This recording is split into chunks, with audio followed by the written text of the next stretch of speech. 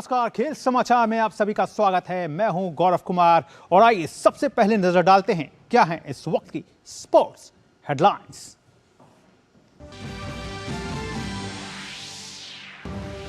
Under 19 cricket विश्व cup के दूसरे सेमीफाइनल में ऑस्ट्रेलियाई तेज गेंदबाज टॉम स्ट्रैकर की आंधी में उड़ा पाकिस्तान, झटके 6 विकेट, 179 रन पर सिमटा पाकिस्तान।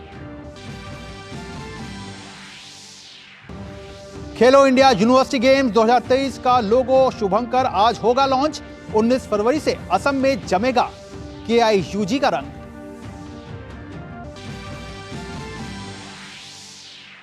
ईरान को हरा मेजबान कतर ने लगातार दूसरी बार एशियन कप फुटबॉल टूर्नामेंट के फाइनल में बनाई जगह। खिताबी मुकाबले में शनिवार को जॉर्डन से होगी भिड़ंत।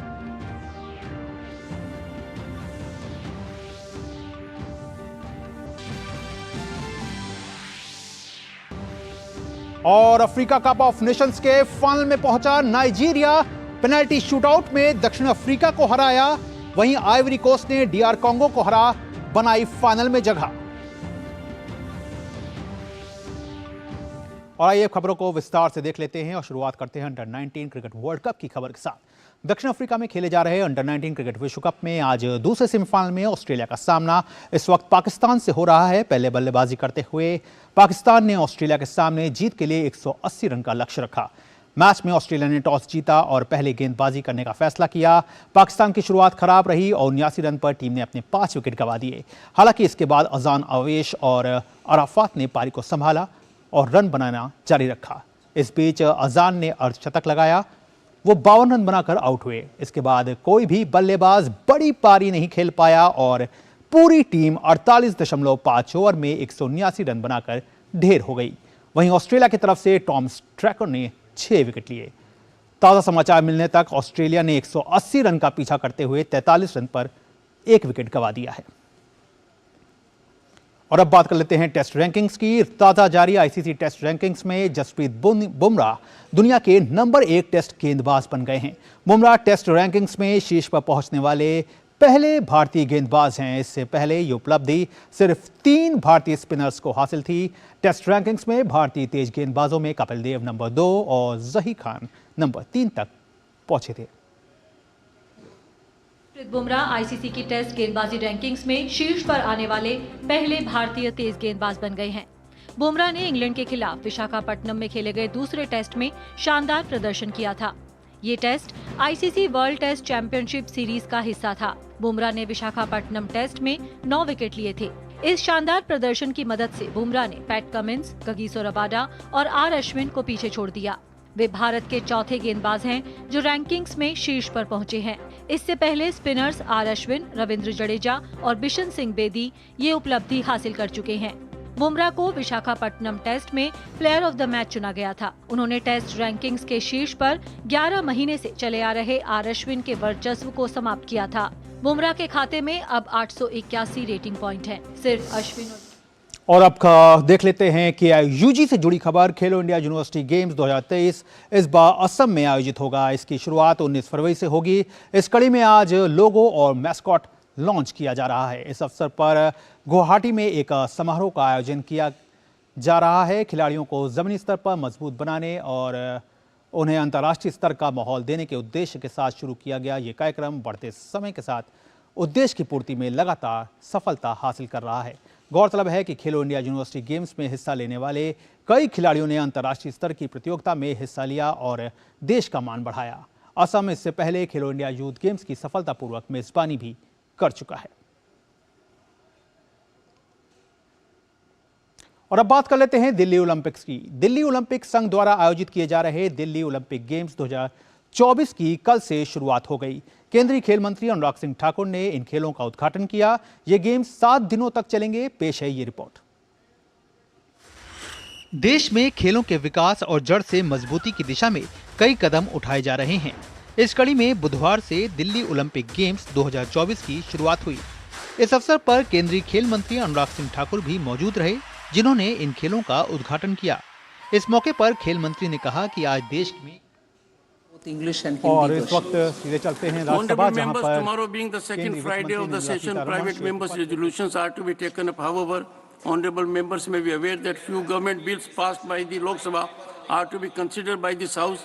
Due to paucity of time, Honorable Minister of Parliamentary Affairs has requested that to enable the government bills to be passed tomorrow, the private members' resolution may be dismissed with tomorrow, Friday, the 9th of February 2024. I hope the House agrees. Honorable, please take your seat. And Surjewala ji.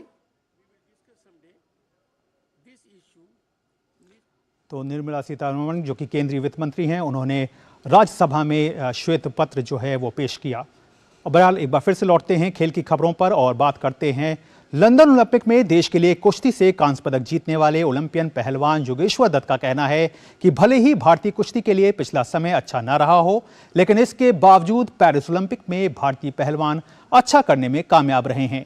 उन्होंने Paris Olympic के लिए qualify करने वाली महिला पहलवान अंतिम पंघाल पर भरोसा जताया। इसके साथ ही योगेश्वर ने कहा कि पीएम मोदी की खेलों को लेकर दूरदर्शी नीति का असर है कि विश्व मंच पर भारत खेलों में एक नई शक्ति के रूप में उभरा है। योगेश्वर दत्त से खास बात की। दिल्ली ओलंपिक गेम्स की शुरुआत हो चुकी है और इस वक्त हमारे साथ ओलंपियन योगेश्वर दत्त भी मौजूद हैं और दिल्ली ओलंपिक एसोसिएशन के अध्यक्ष वत्स साहब भी मौजूद हैं। आइए दोनों से बात करते हैं, लेकिन सबसे पहले योगेश्वर दत्त से जानते हैं। योगेश्वर, देश में लगातार खेलों की दिशा में नए नए प्रयास हो रहे हैं, नई क्रांतियां आ रही हैं और सबसे बड़ी बात है कि जो आधारभूत ढांचा है वो बेहद मजबूत हो रहा है। इन सब के निचोड़ में अगर देखा जाए तो ये दिल्ली ओलंपिक गेम्स जो हैं वो अब कितना ज़्यादा एक भविष्य जो है वो खिलाड़ियों का तय करेंगे।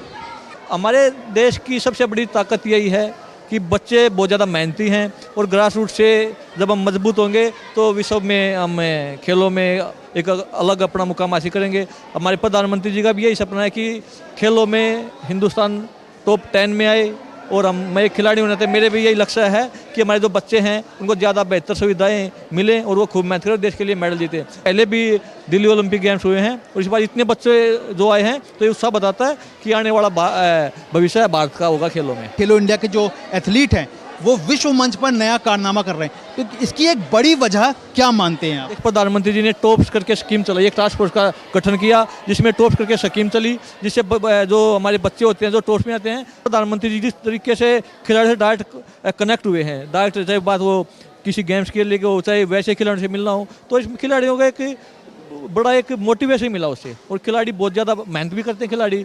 और सरकार ने पिछले 10 साल जो कार्य किए हैं तो उसका खेल मंत्रालय का भारत सरकार का बड़ा योगदान रहा है।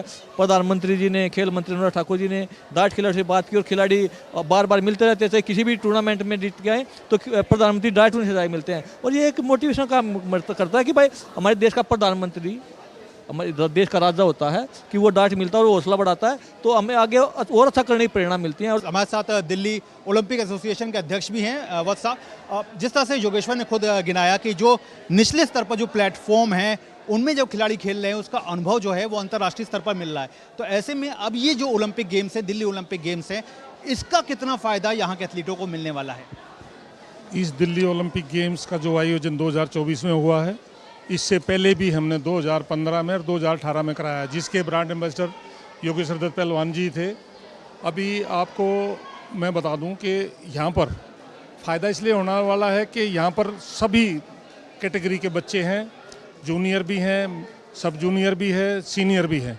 इसलिए ये बच्चे जो छोटे हैं ये आगे जाके अपने खेल में अच्छा प्रदर्शन करेंगे, देश का नाम रोशन करेंगे, क्योंकि ये जो प्लेटफार्म है इनको कहीं ना कहीं अपनी प्रतिभा दिखाने का मौका मिलना चाहिए, वो ये प्लेटफॉर्म है।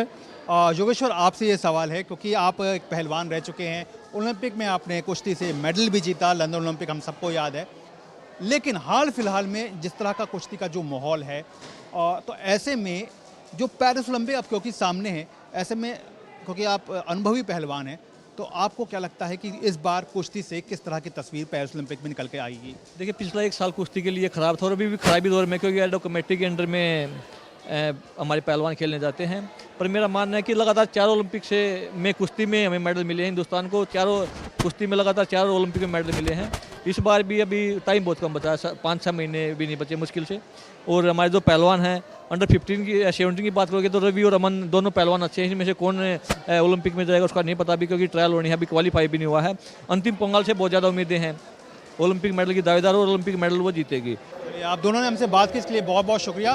तो जाहिर तौर पर चाहे पूर्व खिलाड़ी हों, चाहे एसोसिएशन के अध्यक्ष हों, सबका ये मानना है कि जिस तरह से देश में खेलों का विकास हो रहा है वो एक बड़ी बात है, क्योंकि यही बात जो है वो खिलाड़ियों के लिए एक टॉनिक की तरह काम करती है और उन्हें अंतर्राष्ट्रीय स्तर पर अच्छा करने के लिए प्रेरित करती है।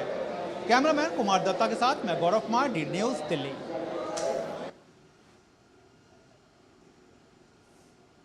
तो दिल्ली ओलंपिक गेम्स में खेलों का रोमांच भी देखने को मिल रहा है और इसी कड़ी में रोप स्किपिंग यानी रस्सी कूद का खेल अब सिर्फ शौक नहीं रह गया है, बल्कि उभरते हुए खिलाड़ी इसमें अपना भविष्य भी संवार सकते हैं। दिल्ली ओलंपिक संघ द्वारा आयोजित किए जा रहे दिल्ली ओलंपिक गेम्स में रोप स्किपिंग स्पर्धा का भी आयोजन हुआ, जिसमें स्कूली बच्चों ने अपनी प्रतिभा का प्रदर्शन किया। दिल्ली ओलंपिक संघ द्वारा आयोजित किए जा रहे दिल्ली ओलंपिक गेम्स में विभिन्न स्पर्धाओं का आयोजन किया जा रहा है। गुरुवार को दिल्ली के तालकटोरा स्टेडियम में रोप स्किपिंग यानी रस्सी कूद स्पर्धा का आयोजन किया गया। इसमें दिल्ली के स्कूलों के कई बच्चों ने बढ़ चढ़कर हिस्सा लिया। इस अवसर पर मुख्य अतिथि के रूप में मौजूद एनडीएमसी के उपाध्यक्ष सतीश उपाध्याय ने कहा कि ये बच्चे ही देश का भविष्य हैं, जो आगे चलकर देश का नाम रोशन करेंगे। भाई यही देश का फ्यूचर है और यही बच्चे भविष्य भी हैं। इनमें से कोई एशियन गेम्स में जाएगा, इनमें से कोई नेशनल गेम्स में जाएगा, इसमें से कोई स्टेट गेम में जाएगा और इन्हीं में से ओलंपिक में भी जाएगा। रुचि है, वो रुचि का जो बढ़ा है वो मल्टीफोल्ड इंक्रीज हुआ है।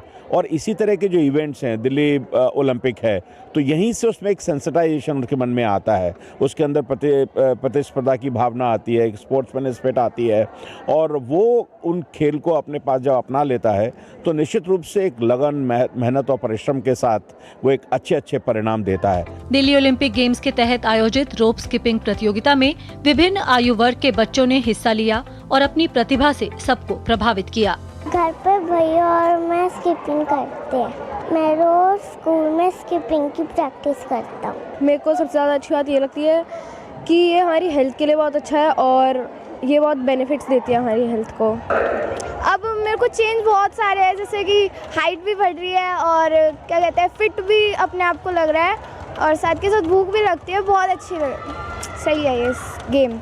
रोप स्किपिंग में राष्ट्रीय और अंतर्राष्ट्रीय स्तर की प्रतियोगिताएं भी आयोजित होती हैं, जिनमें भारत के खिलाड़ी शानदार प्रदर्शन कर चुके हैं। रोप स्किपिंग फेडरेशन ऑफ इंडिया लगातार इस खेल को आगे बढ़ाने का प्रयास कर रही है। तो स्किपिंग एक ऐसी चीज़ है मैम, बच्चा कहीं भी कर सकता है मैम। ज़्यादा कुछ इक्विपमेंट्स चाहिए नहीं मैम, ना ज़्यादा बड़ी जगह चाहिए, तो इसे बच्चे कहीं भी कर सकते हैं मैम। बोन डेंसिटी बढ़ती है, बच्चों की हाइट बढ़ती है, सबसे बड़ा फैक्टर ये है। और मैम वेट लूज़ करने में सबसे बेस्ट है मैम स्किपिंग, हर किसी के लिए, हर एज के लिए मैम। और हमारी स्किपिंग की टीम भी डेमो करती है, जो कि बहुत अच्छे लेवल पे है। अभी एक हमारी ही टीम है वो भी, जो कि वर्ल्ड लेवल पे वो डेमो कर रहे हैं स्किपिंग का। अमेरिका गॉट टैलेंट में वो परफॉर्म करने वाले हैं, उनका डेमो है रोप स्किपिंग का, और जो उनका स्किपर क्रू के नाम से है। रोप स्किपिंग या रस्सी कूद एक ऐसा खेल है जिसे कोई भी आसानी से खेल सकता है। सिर्फ एक रस्सी की मदद से खेले जाने वाला ये खेल फिट रहने में तो मदद करता ही है, वहीं जो बच्चे इसमें शानदार प्रदर्शन करते हैं उनके लिए आगे असीम संभावनाएं भी हैं। Suchitra, DD news, Delhi. केंद्रीय खेल मंत्री अनुराग सिंह ठाकुर ने कहा है कि 31 मार्च से पहले ही देश में 1000 खेलो इंडिया सेंटर खोल दिए जाएंगे। हर जिले में उभरते खिलाड़ियों को प्रशिक्षण की सुविधा भी मिलेगी। हमने प्रधानमंत्री जी से अब मंजूरी ले ली है। हम अगले 10 साल में नहीं, इसी साल 31 मार्च से पहले देश में 1000 से ज्यादा खेलो इंडिया सेंटर खोल देंगे। हर जिले में एक सेंटर होगा और इस सेंटर में फॉर्मर चैंपियन एथलीट, कोई पूर्व खिलाड़ी जो चैंपियन रहा हो, उसको ट्रेनिंग देने का अवसर मिलेगा, उसको एकेडमी खोलने का अवसर मिलेगा, सेंटर चलाने का अवसर मिलेगा। उस सेंटर में जो सामान है 5 लाख रुपए हम उसके लिए देंगे और हर साल उस खिलाड़ी को 5 लाख रुपया सेंटर चलाने के लिए भी देंगे। उस खिलाड़ी के लिए रोजगार का अवसर भी मिल गया और आपको कोच भी अपने जिला में मिल जाएगा। वहीं केंद्रीय खेल मंत्री ने कहा कि खेलो इंडिया से कई खिलाड़ी निकल कर सामने आए हैं जिन्होंने अंतर्राष्ट्रीय स्तर पर देश का नाम रोशन किया है। उन्होंने कहा कि दिल्ली ओलंपिक गेम्स से भी ऐसे ही खिलाड़ी निकलकर सामने आएंगे जो आगे चलकर देश के लिए खेलेंगे। मुझे पूर्ण विश्वास है जो नरेंद्र मोदी जी कहते हैं खेलोगे तो खिलोगे, और इसीलिए खेलो इंडिया यूथ गेम्स, खेलो इंडिया यूनिवर्सिटी गेम्स, खेलो इंडिया विंटर गेम्स और अब खेलो इंडिया पैरा गेम्स की शुरुआत भी की है। और ये 4 गेम्स देश में होती हैं। आज लगभग 17,000 से ज्यादा खिलाड़ी इन अलग अलग इवेंट्स में भाग लेते हैं और जो पार्टिसिपेट करते हैं, आज उनमें से बहुत सारे खिलाड़ी ऐसे हैं जो एशियन गेम्स, कॉमनवेल्थ गेम्स और ओलंपिक्स गेम तक पहुंचने का काम हुआ है। मुझे पूर्ण विश्वास है दिल्ली के द्वारा करवाया गया ये ऑर्गेनाइज दिल्ली ओलंपिक गेम्स में भी जो आज मेरे युवा खिलाड़ी भाग लेने जा रहे हैं, ये भविष्य में अपने प्रदेश के साथ साथ देश के लिए मेडल जीतने का काम भी कर सकते हैं। और अब बात कर लेते हैं टेनिस की। सुमित नागल ने चेन्नई ओपन के क्वार्टर फाइनल में जगह बना ली है। प्रतियोगिता के अंतिम 16 के मुकाबले में सुमित ने इटली के जियोवानी फोनियो को 7-5, 6-2 के अंतर से हराकर क्वार्टर फाइनल में प्रवेश किया। भारतीय कुश्ती महासंघ की एडहॉक कमेटी ने इस महीने की 11 से 17 फरवरी के बीच आयोजित होने वाली महिलाओं की अंडर 20 और अंडर 15 राष्ट्रीय कुश्ती चैंपियनशिप को स्थगित कर दिया है। समिति ने कहा है कि इस चैंपियनशिप के आयोजन के लिए कम समय मिला, जिसकी वजह से राज्य तैयारी नहीं कर पाए। ऐसे में राज्य संघों की ओर से मिले आवेदन पर विचार करते हुए इस टूर्नामेंट को स्थगित करना पड़ा। एडहॉक कमेटी ने कहा कि चैंपियनशिप के लिए नई तारीखों का ऐलान जल्द ही किया जाएगा। और अब बात कर लेते हैं फुटबॉल की। नाइजीरिया की football team Africa cup of Nations के फाइनल में पहुंच गई है। टीम ने सेमीफाइनल मुकाबले में दक्षिण अफ्रीका की टीम को पेनाल्टी शूटआउट में खेले गए मुकाबले में 4-2 से शिकस्त दी। नाइजीरिया की टीम ने सेमीफाइनल में दक्षिण अफ्रीका को हराया। दोनों टीमें निर्धारित समय तक 1-1 गोल की बराबरी पर रहीं, जिसके चलते मैच का फैसला पेनाल्टी शूटआउट में हुआ, जहां नाइजीरिया की टीम ने बाजी मारी। अब फाइनल में नाइजीरिया का सामना मेजबान आइवरी कोस्ट से होगा। यह मुकाबला रविवार को खेला जाएगा। आइवरी कोस्ट की टीम ने डीआर कांगो की टीम को सेमीफाइनल मुकाबले में 1-0 से शिकस्त दी। और नाइजीरिया की टीम की अफ्रीका कप ऑफ नेशंस के फाइनल में पहुंच गई है, जिसके बाद टीम के प्रशंसकों में जोश की जो लहर होती है वो दौड़ पड़ी। टीम के प्रशंसक खुशी मना रहे हैं और लगातार अपनी टीम के इस जीत का जो जश्न है वो मनाते हुए नजर आ रहे हैं। नाइजीरिया के अफ्रीका कप ऑफ नेशंस के फाइनल में पहुंचते ही टीम के प्रशंसकों के बीच खुशी की लहर दौड़ गई। दरअसल रविवार देर रात खेले गए रोमांचक मुकाबले के शूट आउट में नाइजीरियाई टीम ने दक्षिण अफ्रीका को हराकर खिताबी मैच में प्रवेश कर लिया। टीम की जीत के बाद प्रशंसकों ने जमकर जश्न मनाया। नाइजीरियाई टीम के प्रशंसक अपनी टीम की जीत की खुशी में नाचते गाते नजर आए। मैं खुश हूँ, बहुत खुश हूँ। असल में मुझे याद ही नहीं आ रहा कि मैं आखिरी बार इतनी खुश कब थी। हाँ, भगवान की कृपा है कि हम फाइनल में पहुँचे। मैं अपने खिलाड़ियों के लिए खुश हूँ। हमारे खिलाड़ियों ने हमें गौरवान्वित किया है। हमें खुशी है कि भगवान उन्हें आशीर्वाद देंगे। हमने भगवान पर विश्वास रखा, भगवान से प्रार्थना की और भगवान ने हमारी प्रार्थना सुन ली, तो मैं खुश क्यों न हूँ। नाइजीरिया राष्ट्रीय फुटबॉल टीम के प्रशंसकों ने अपनी खुशी जाहिर करते हुए टीम के खिलाड़ियों का आभार व्यक्त किया। हमारे खिलाड़ियों ने ये कर दिया। हमें अपने सभी खिलाड़ियों पर गर्व है। आप लोग असाधारण थे, आप अद्भुत थे। आपने हमारे देश को गौरवान्वित किया। भगवान आपको निराश नहीं करेगा। हमें आप पर गर्व है और फाइनल में हम आपके साथ खड़े रहेंगे। हम फाइनल में आपके साथ खड़े होने के लिए फिर से इकट्ठा होंगे, क्योंकि हम जानते हैं कि आप कब घर वापस ला रहे हैं। भगवान आपका भला करे। धन्यवाद। दक्षिण अफ्रीका के खिलाफ मैच फुल टाइम तक 1-1 की बराबरी पर था। इसके बाद मुकाबला पेनल्टी शूट आउट में गया, जहां नाइजीरिया ने इसे 4-2 से अपने नाम कर लिया। नाइजीरिया की टीम अब तक अफ्रीका नेशंस कप के सेमीफाइनल में 6 बार पहुंची है। हालांकि अंतिम 4 में उसे 5 बार हार झेलनी पड़ी थी। ऐसे में ये जीत टीम के साथ साथ प्रशंसकों के लिए भी अहम रही। Sports desk, DD news. तो वाकई जबरदस्त जोश में दिख रहे हैं नाइजीरिया के फुटबॉल फैंस। और अब बात कर लेते हैं एशियन कप की। कतर की फुटबॉल टीम ने एशियन कप के फाइनल में जगह बना ली है।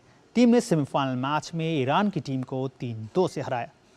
कतर की ओर से अब्दुल सलाम ने 17वें, जबकि अफीफ ने 43वें और अब्दुल्ला ने 82वें मिनट में गोल दागे। वहीं ईरान की ओर से खेल के शुरुआती मिनट में ही गोल किया गया। ये गोल चौथे मिनट में अजमौन ने किया, जबकि जहां बख्श ने 91वें मिनट में पेनल्टी के जरिए गोल किया। कतर की टीम अब जॉर्डन से शनिवार को फाइनल मुकाबला खेलेगी। ये मुकाबला लुसाइल स्टेडियम में आयोजित होगा। पेरिस में इस साल ओलंपिक गेम्स आयोजित होने वाले हैं। पेरिस की सार्वजनिक परिवहन प्रणाली यानी RATP ओलंपिक के दौरान आने वाले हजारों फैंस को शहर के नेटवर्क के माध्यम से नेविगेट करने में मदद करने के लिए 3000 एजेंट्स को AI समर्थित अनुवाद उपकरण प्रदान करेगी। देखिए report. I go to the stadium of France. كيفاش نقدر نمشي للستاد دو فرانس؟ 올림픽 개막식에 가려면 어떻게 해야 되나요? हम सभी जानते हैं कि पेरिस जल्द ही गर्मियों के मौसम में ओलंपिक खेलों के लिए दुनिया का स्वागत करने वाला है। इस दौरान खेलों का आनंद उठाने के लिए दुनिया भर से दर्शक पेरिस आएंगे। इसी विचार को ध्यान में रखते हुए शहर की सार्वजनिक परिवहन प्रणाली, जिसे RATP के नाम से भी जाना जाता है, हजारों अंतर्राष्ट्रीय फैंस को राजधानी में आसानी से नेविगेट करने में मदद करने के लिए आर्टिफिशियल इंटेलिजेंस का इस्तेमाल करेगी। इस AI टूल का नाम हैंड हेल्ड ट्रेडिविया डिवाइस है, जो फ्रेंच और मैंडेरिन, अरबी और कोरियाई समेत 16 विभिन्न भाषाओं के बीच अनुवाद कर सकता है, जिसमें टेक्स्ट स्क्रीन पर दिखाई देने के साथ साथ जोर से पढ़ा भी जा सकता है। RATP 3000 से अधिक एजेंट्स को यह उपकरण उपलब्ध कराएगा, जो सभी अंतर्राष्ट्रीय दर्शकों की सहायता के लिए तैयार है। हमारा लक्ष्य जितना संभव हो उतनी भाषाओं में उनसे बात करने में सक्षम होना है और उन्हें पेरिस में अपना रास्ता खोजने में मदद करना सबसे जरूरी है।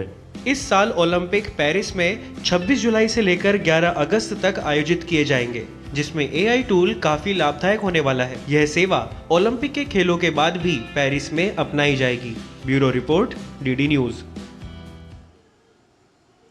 पहाड़ों पर बर्फबारी का ऐसा सिलसिला शुरू हुआ है कि अब बर्फ की मोटी परत जम गई है। बर्फबारी के बाद जम्मू कश्मीर जन्नत सा नजर आ रहा है। इसी बीच बांदीपोरा के गुरेज घाटी में स्थानीय लोग बर्फ पर क्रिकेट खेलते हुए नजर आ रहे हैं।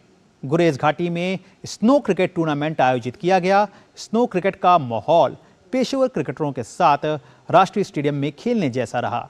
गुरेज घाटी स्नो क्रिकेट से जीवंत हो उठी है। खिलाड़ियों का कहना है कि गुरेज घाटी में स्नो क्रिकेट न केवल स्थानीय क्रिकेटरों के लिए खुशी लाता है, बल्कि घाटी और अन्य हिस्सों से क्रिकेट प्रेमियों व पर्यटकों को भी आकर्षित करता है। घाटी में अब सैलानियों की संख्या भी बढ़ने लगी है। तो वाकई बहुत दिलचस्प और मनोहर तस्वीर जो है वो निकल करके सामने आ रही है जम्मू कश्मीर से। और आइए अब खेल जगत से जुड़ी तमाम अन्य खबरों को जान लेते हैं और देखते हैं क्या कुछ और हैं खबरें खेल जगत से। तो आप देखिए ये खबर और हमें दीजिए इजाजत। नमस्कार। दक्षिण अफ्रीका के दिग्गज विस्फोटक बल्लेबाज डेविड मिलर ने एक बड़ा रिकॉर्ड बना दिया है। वो T20 क्रिकेट में 10,000 रन बनाने वाले बल्लेबाजों की लिस्ट में शामिल हो गए हैं। उन्होंने ये कारनामा दक्षिण अफ्रीका T20 लीग के दौरान किया। इसके साथ ही डेविड मिलर अब क्रिस गेल और विराट कोहली जैसे दिग्गजों की लिस्ट का हिस्सा बन गए हैं। डेविड मिलर ने पॉल रॉयल्स की तरफ से साउथ अफ्रीका T20 लीग के एलिमिनेटर मुकाबले में जोबर्ग सुपर किंग्स के खिलाफ 10,000 T20 रन पूरे किए। इस मुकाबले में डेविड मिलर ने 40 गेंद पर 47 रन की पारी खेली। न्यूजीलैंड के दिग्गज बल्लेबाज डैरिल मिशेल चोट के कारण दक्षिण अफ्रीका के खिलाफ दूसरे टेस्ट मैच से बाहर हो गए हैं। उन्हें पैर में चोट लगी है। वो ऑस्ट्रेलिया के खिलाफ आगामी T20 सीरीज में भी नहीं खेल पाएंगे। इसके अलावा केन विलियमसन भी ऑस्ट्रेलिया के खिलाफ 3 मैचों की T20 सीरीज से बाहर हो सकते हैं। वहीं तेज गेंदबाज ट्रेंट बोल्ट की टीम में वापसी हो सकती है। एथलेटिक बिलबाओ ने कोपा डेल रे फुटबॉल टूर्नामेंट के सेमीफाइनल के पहले लेग में एटलेटिको मैड्रिड को 1-0 से हरा दिया। इस जीत के साथ बिलबाओ ने घरेलू मैदान पर एटलेटिको मैड्रिड के 28 मैचों के अपराजय क्रम को समाप्त कर दिया। एलेक्स बेरेंगुए ने पहले हाफ में पेनल्टी किक को गोल में बदलकर एथलेटिक बिलबाओ को करीबी मुकाबले में जीत दिलाई। एटलेटिको मैड्रिड पिछले साल जनवरी में स्पेनिश लीग में बार्सिलोना के खिलाफ 0-1 की हार के बाद से घरेलू मैदान पर कोई मैच नहीं गंवाई थी। दोनों टीमों के बीच सेमीफाइनल का दूसरा लेग 27 फरवरी को खेला जाएगा। पेरिस सेंट जर्मेन ने फ्रेंच कप फुटबॉल के क्वार्टर फाइनल में जगह बना ली है। पीएसजी ने ब्रेस्ट को 3-1 से हराकर अंतिम 8 में प्रवेश किया। इस मुकाबले में किलियान एम्बापे ने मौजूदा सत्र का अपना 30वां गोल किया। जापान दौरे पर पहुंची अमेरिकी क्लब इंटर मियामी को विसल कोबे के खिलाफ हार का मुंह देखना पड़ा। हांगकांग में प्रशंसकों को निराश करने के बाद लियोनेल मेसी विसल कोबे के खिलाफ भी प्रदर्शनी मैच के आखिरी 30 मिनट के लिए मैदान पर उतरे, लेकिन उनकी मौजूदगी टीम को जीत नहीं दिला सकी। नियमित समय में मुकाबला गोल रहित छूटने के बाद पेनल्टी शूटआउट में विसल कोबे ने 4-3 से जीत दर्ज की। टाइगर वुड्स अगले हफ्ते जेनेसिस इन्विटेशनल में हिस्सा लेकर मौजूदा सत्र का आगाज करेंगे। वुड्स पिछले साल मास्टर्स टूर्नामेंट के बाद पहली बार प्रतिस्पर्धा मुकाबले में उतरेंगे। उन्होंने प्रतियोगिता में हिस्सा लेने की जानकारी सोशल मीडिया के जरिए दी। वो पिछले सत्र में संयुक्त 45वें स्थान पर थे। Sports desk, DD news.